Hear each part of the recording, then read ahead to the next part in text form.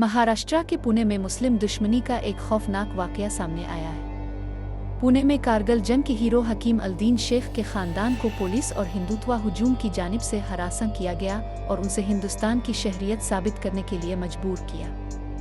Times of India की report के मुताबिक कारगिल जंग में हिस्सा ले चुके साबिक फौजी हकीम अल-दीन शेख के खानदान ने इल्ज़ाम लगाया कि पुलिस एहलकार और हिंदुत्व जुनूनियों पर मुश्तमिल हुजूम में आधी रात के बाद ज़बरदस्ती घर में दाखिल हुए और अहल खाना को हिंदुस्तानी शहरियत साबित करने पर मजबूर किया।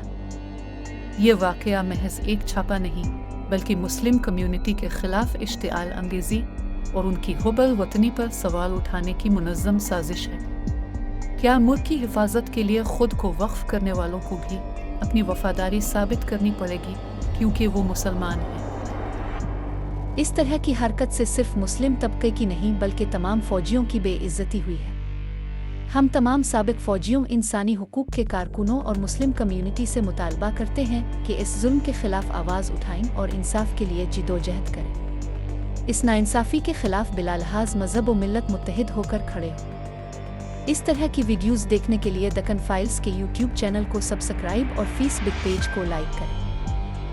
फ़िरका परस्तों के खौफनाक चेहरे को बेनकाब करने के लिए वीडियो को अपने दोस्तों के साथ शेयर करें।